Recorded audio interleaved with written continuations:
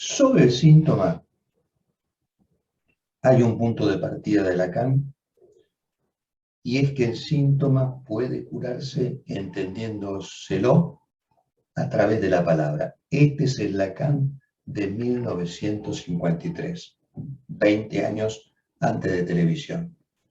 Algo que Lacan transmite en esta suerte de manifiesto lacaniano fundacional que se llamó el Discurso de Roma,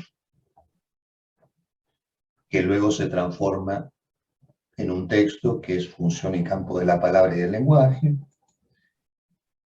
Y ahí Lacan define el síntoma como el significante de un significado reprimido. Acá tenemos el momento inaugural de la enseñanza de Lacan,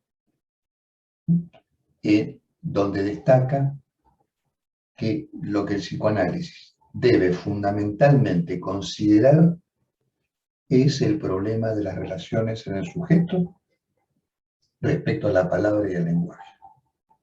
¿Sí? Digamos, en este enfoque respecto del síntoma y en este énfasis puesto en el estudio del lenguaje, ahí Lacan nos transmite. Año 1953, el psicoanálisis debe considerar fundamentalmente el problema de las relaciones en el sujeto respecto a la palabra y el lenguaje.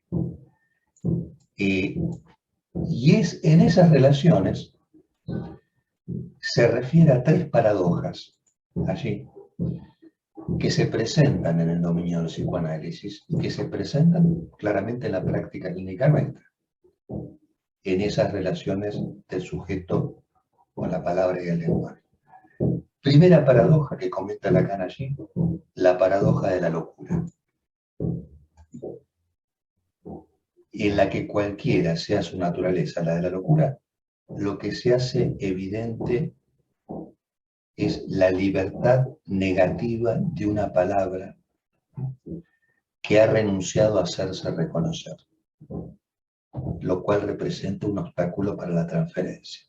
Interesante esta definición, ¿no? Como la libertad negativa de una palabra, porque parece que en algún momento la locura estuviera asociada a la libertad.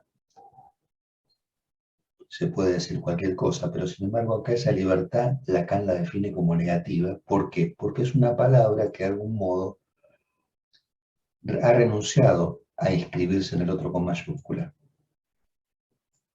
No se inscribe allí.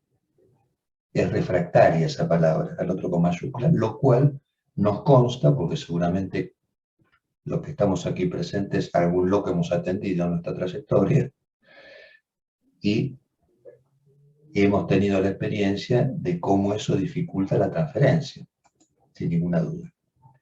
Bueno, ahí tenemos la primera paradoja que plantea Lacan, año 1953, la locura, con respecto a la relación del sujeto con la palabra y el lenguaje. Segundo caso, segunda paradoja, está representada por lo que Lacan denomina el campo privilegiado del descubrimiento psicoanalítico, justamente lo que señala aquí en televisión, los síntomas. Pero también agrega allí la inhibición y la angustia, como otros términos, además del síntoma, que forman parte de la economía constituyente de las diferentes neurosis. ¿Qué pasa aquí en esta segunda paradoja?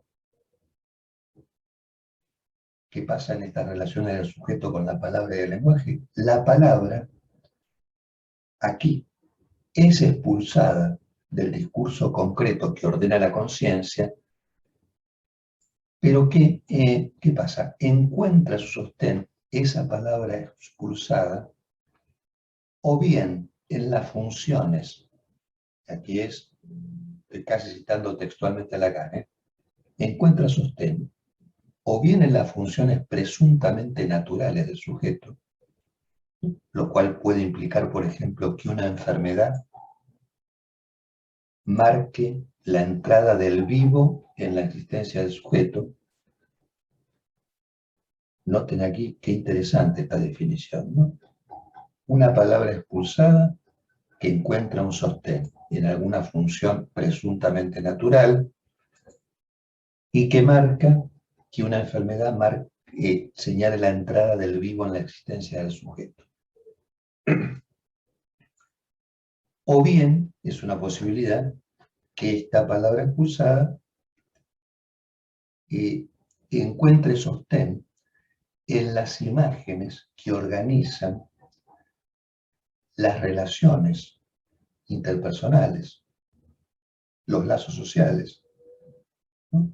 En ese borde tan impreciso, ¿no? E incluso a veces un poquito indiferenciado, que está en el límite de nuestro entorno como personas y con nosotros mismos. Esta es la segunda paradoja, sería como la propiamente psicoanalítica, se podría decir, como la que define el ámbito del psicoanálisis. Porque tenemos represión, esta palabra expulsada, y la represión que luego puede, digamos, poner en juego el cuerpo o las relaciones con los demás. Y la tercera paradoja es la del sujeto que pierde su sentido en las objetivaciones del discurso. Y es esta, dice Lacan, la enajenación más profunda del sujeto de la civilización científica. Y acá, fíjense qué interesante, ¿no? Porque nos encontramos con cierta equiparación entre la locura de la primera paradoja y la locura de la tercera paradoja en esta suerte de enajenación en la que estamos inmersos todos y todas respecto a estos paradigmas de la ciencia, donde hay una pérdida de sentido allí. Con lo cual, fíjense que Lacan ya en esta época, mediados de los 70, advertía, ojo con esta enajenación en la cual la ciencia compromete la vida de las personas, porque eso va a provocar que las personas vayan a buscar sentido a otro lado y muy probablemente vayan a la religión a buscar sentido.